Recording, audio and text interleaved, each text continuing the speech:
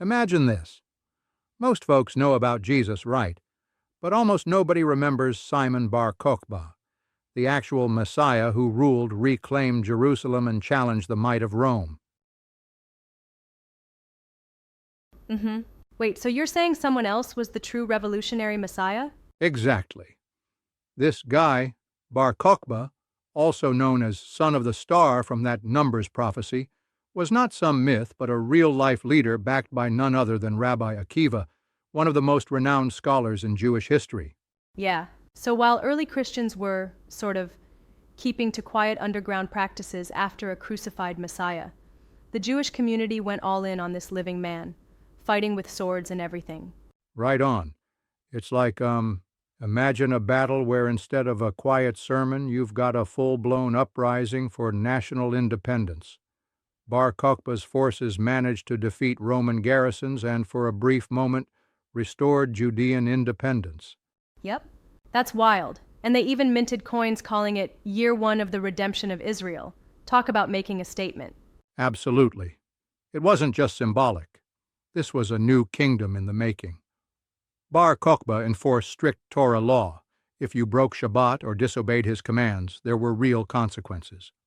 Exactly. I find it fascinating how history can paint such contrasting pictures of messianic figures. While Christianity's Messiah suffered a quiet death on a cross, Bar Kokhba was actively fighting for his people. Right. It's like, there were two worlds colliding. One was about suffering and redemption through sacrifice, and the other about militant uprising and reclaiming identity. And all that in 132 CE under the oppressive rule of Emperor Hadrian, wasn't it? Yes, indeed.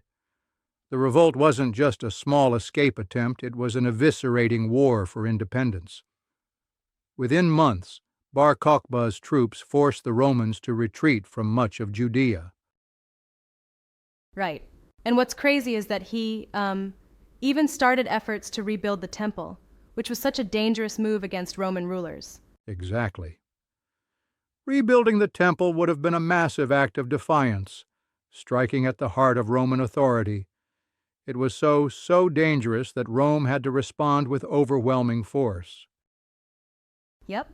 Speaking of overwhelming force, I read that Rome sent Julius Severus from Britain to tackle this revolt using guerrilla tactics, siege warfare, and supply cutoffs rather than frontal assaults. You got it. Severus essentially starved the rebellion into submission. The siege of Bethar was the final nail in the coffin, marking the turning point of the entire campaign. And the historical records mention a staggering loss. Like, almost 580,000 people lost their lives through battle, famine, disease, and fire. That number is almost hard to fathom. It really is. Dio Cassius provides a gut punch of those numbers, showing how brutal the war was, with hundreds of villages razed to the ground. Absolutely. But here's where it gets really intriguing. The death of Bar Kokhba himself seems wrapped in, mystery. Some accounts say he died in battle, while others even hint at a betrayal by his own people. Right. There's even that dramatic version where a poisonous snake bit him during the siege, as if it were divine punishment for his failed promise to rebuild the temple. Yeah. Now I get that his movement was revolutionary, but don't you think framing his death as divine punishment might be a bit, too much of a hindsight interpretation? Well, that's a fair challenge. But you see, ancient narratives often mix the divine with the earthly. It helped shape collective memory by turning his downfall into a, potent symbol of both national pride and a cautionary lesson. Yeah, I see that. This definitely played a role in how later generations viewed messianic expectations, right? Like future rabbis even rebranded him as Bar Kokhba, or Son of the Lie, to warn against similar revolutionary zeal. Exactly. They didn't want another uprising that could burn the nation down. To later Christians, his defeat also served to validate their belief in a heavenly, rather than earthly, Messiah. True. So, let me get this straight. Bar Kokhba's legacy is, one of both awe and caution. He was the one who fought Rome with the hope of national redemption, but ultimately his uprising led to even harsher measures by Rome, like renaming Judea to Syria Palestina. Spot on.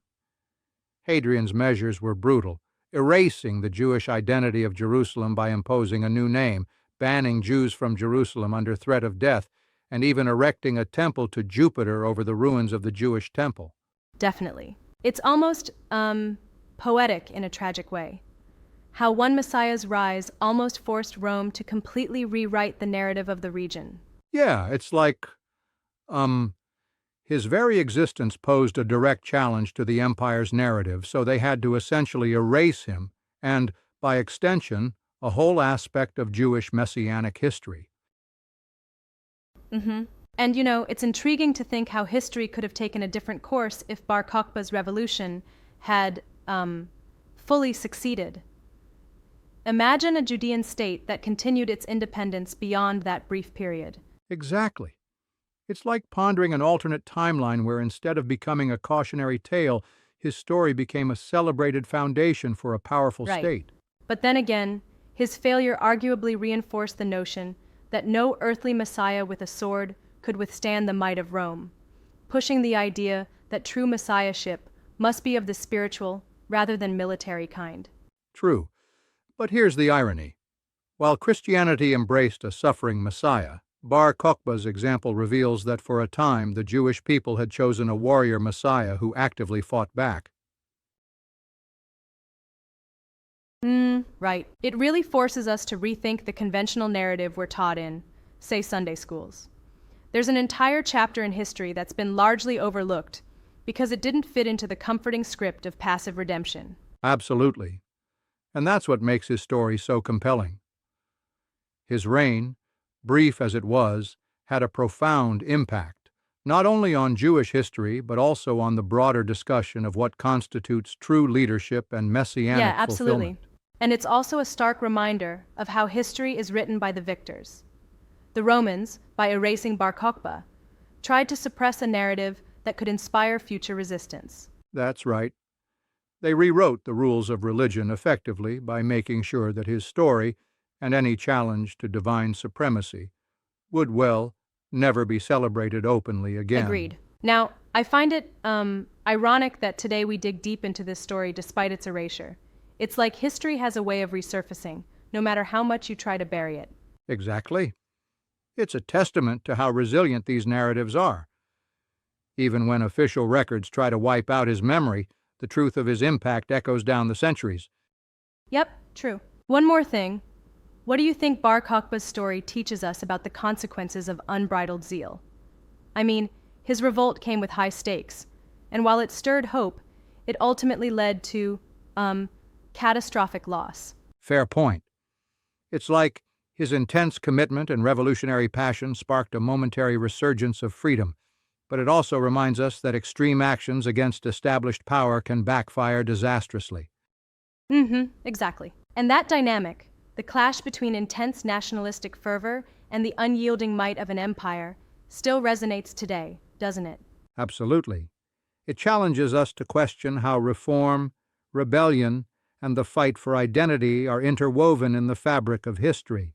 Bar Kokhba's saga is, both inspiring and cautionary, a reminder of what can happen when a movement shakes the very ground of power. Yeah, absolutely. What a journey through history we just took.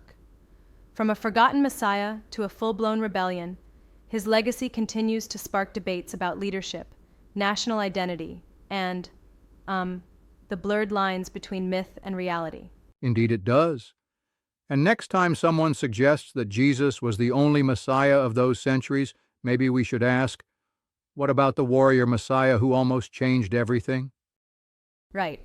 Thanks for unpacking such a rich, layered narrative with me. It's stories like these that remind us history is never as simple as we're taught. Exactly. History is messy, full of contradictions, triumphs, and yes, tragic downfalls.